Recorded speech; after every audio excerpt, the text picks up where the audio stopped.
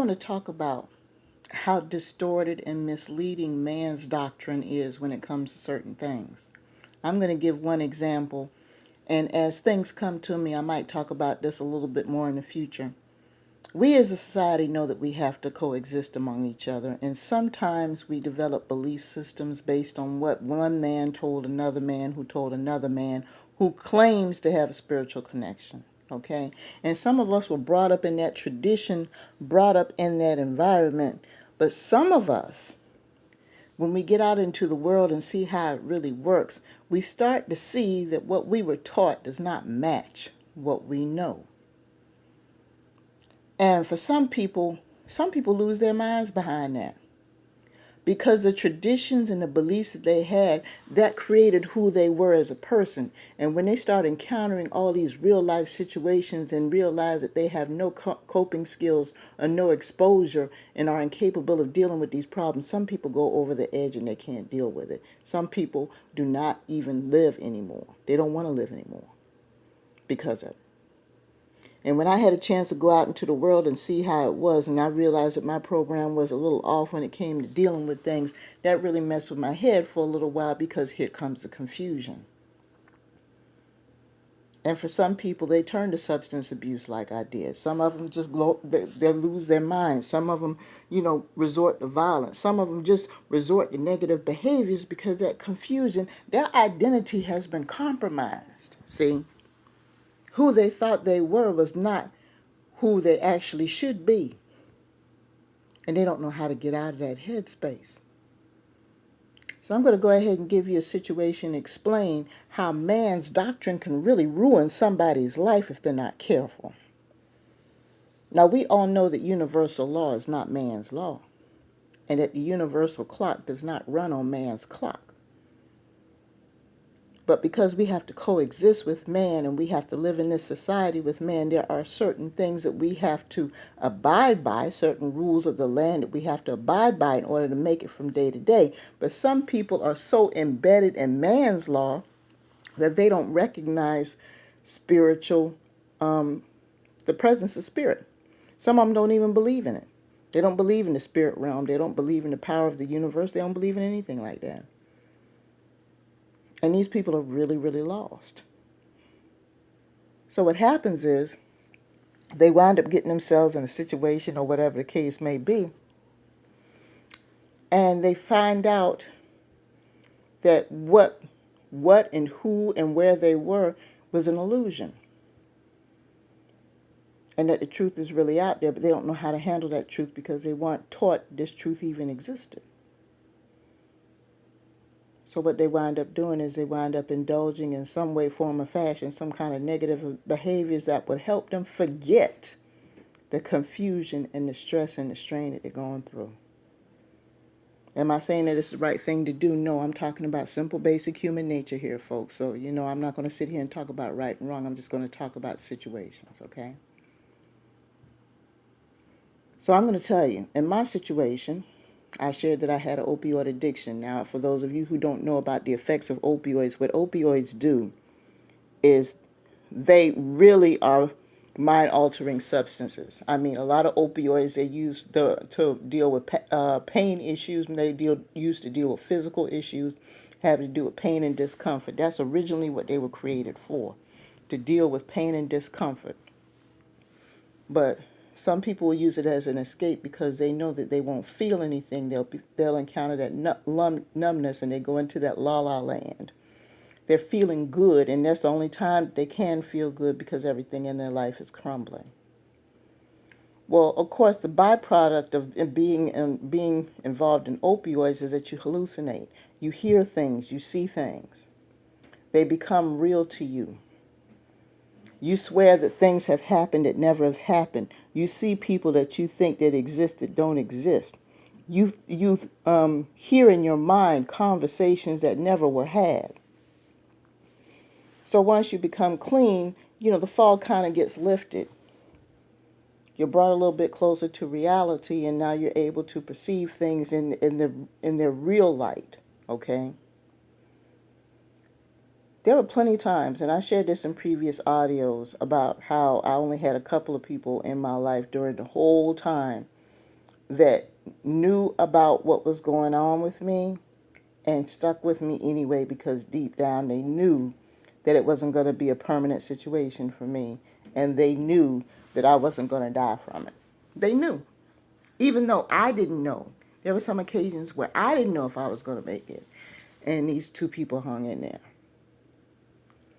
So I remember many times, when you're coming down from a high, it could be a painful thing, because it's like your subconscious knows that reality is coming back into play, and you start having those negative feelings of depression and anxiety and everything else. And so in order to prevent those feelings, you go ahead and you keep getting high and keep getting in, and there goes the addiction, because you don't want to feel those negative feelings. But when you start to come down from a high, that's when you have a lot of these auditory and visual hallucinations of things. And there were many, many times where I would hear conversations from people in my life that weren't there, and probably at times didn't know where I was.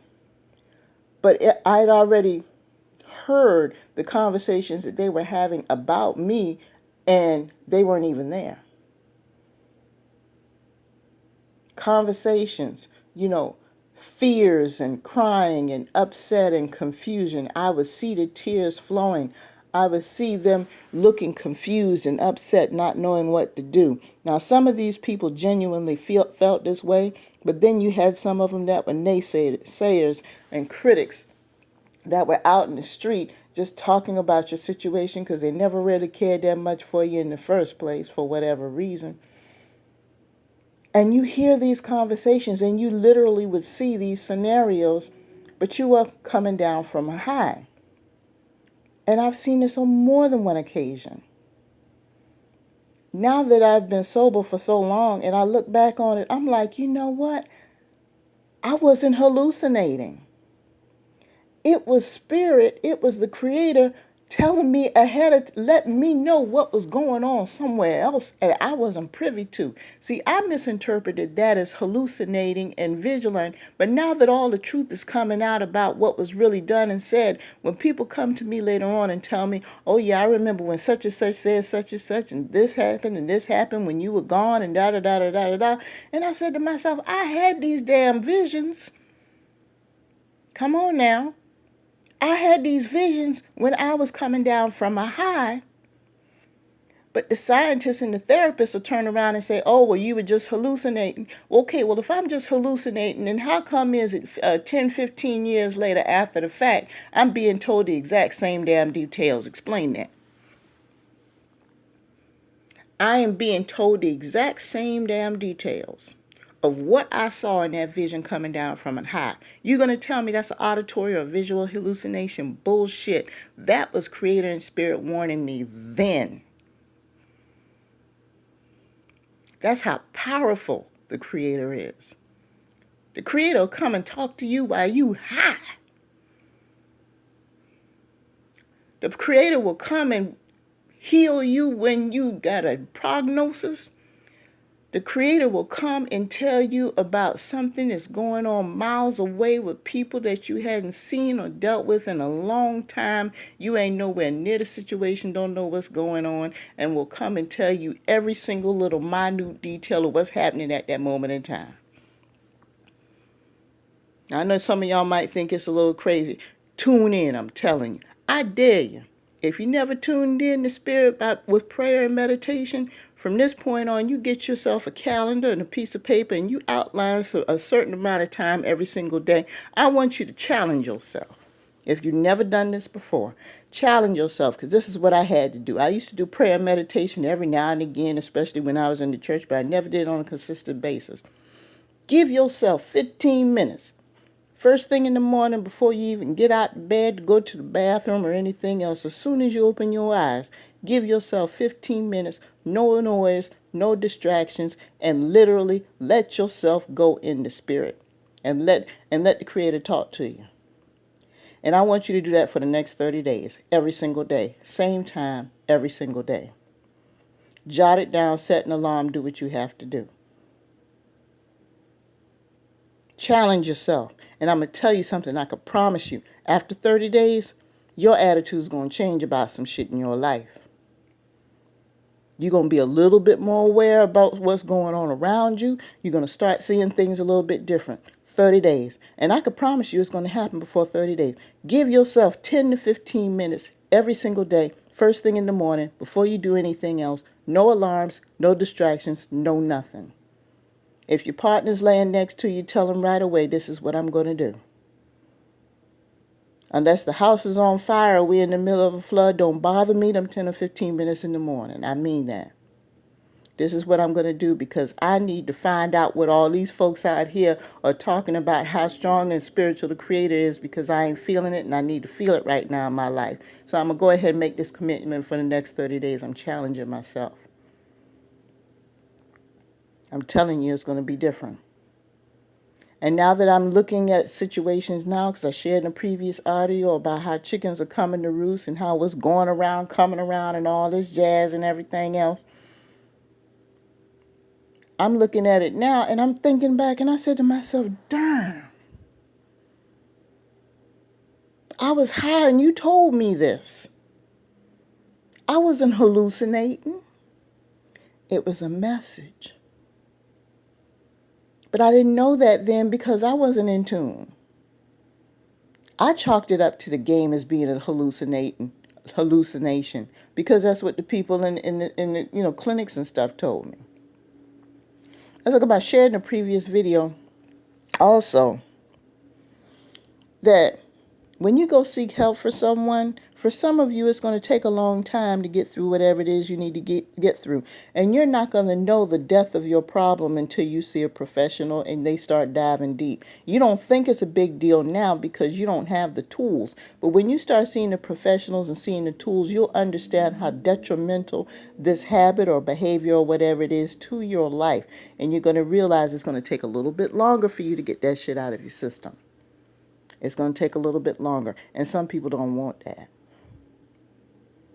So I just wanted to share that with you. And if I come across another instance where, an odd instance where the Creator or the Spirit comes to you, I'm going to let you know. But yeah. So those of you who are coming out of it or that are going through something and you're under some kind of mind-altering influence, it may not be drugs. It could be a belief that you're involved in or a ritual or something going well with your job that's taking over your mind. Don't be surprised if Spirit comes in and tells you or shows you something that's going on somewhere else and you don't know anything about it. Don't take those signs lightly. Okay? That's a gift. And, if you can, write it down at the time and the day that this happened and write down as many details as you can, because I can almost promise you sometimes later that the entire scenario is going to unfold in front of you. And then that way you won't be so shocked and surprised when it happened. That's proof. That's proof that the Creator exists. And on another note, I want to go ahead and put this out there as well. I mentioned in a previous audio that I am not an addict anymore. And this might be offensive to some people because they're involved in certain organizations. I didn't say that to besmirch the organization. The organization did a lot for me as far as trying to get clean and move on for my life. But it's not my life. Those organizations are not my life. They serve their purpose. I encourage people all the time, if you're struggling with substance abuse, to get involved with these organizations. But the number one reason why I do not, I'm not actively involved in the organizations anymore, I'm stumbling over my words, is because they still have this mantra. And they have a format where when you go in there and you introduce yourself, you have to introduce yourself as an addict. And they're very, very strict about that. And I don't want to sit there and lie to people and tell them that's what I am. Because I have fought that back. Now, there are a lot of us that may have addictive tendencies in the brain, but they don't have to be manifested. They can be controlled. And see, I'm a type of person, I believe in miracles. I believe that once a demon is fought, it's fought. Once a demon is defeated, they're defeated. And sometimes we make the mistakes of bringing power and bringing that demon back to life by speaking it into existence. So I'm not going to sit here and speak something into existence that I defeated. That addiction has been defeated. And if something is defeated, you let it die. You let it die. You let it be buried, cremated, or whatever it is. That is disposed of. So for me to keep going into meetings and gatherings all the time, and every time I introduce myself, I've got to introduce myself as something that is buried and dead, that's bringing it back to life. Okay? Like I said, I don't have anything against these organizations because I think they're crucial to try to help you get back on track as far as dealing with life. But that one particular thing right there, I do not agree with. So that's why I do not participate in the gatherings or in the meetings. Because there have been some situations where I've gone to meetings and I did not introduce myself like that, and I got attacked verbally because of it. And I was like, you know what, I don't need this shit.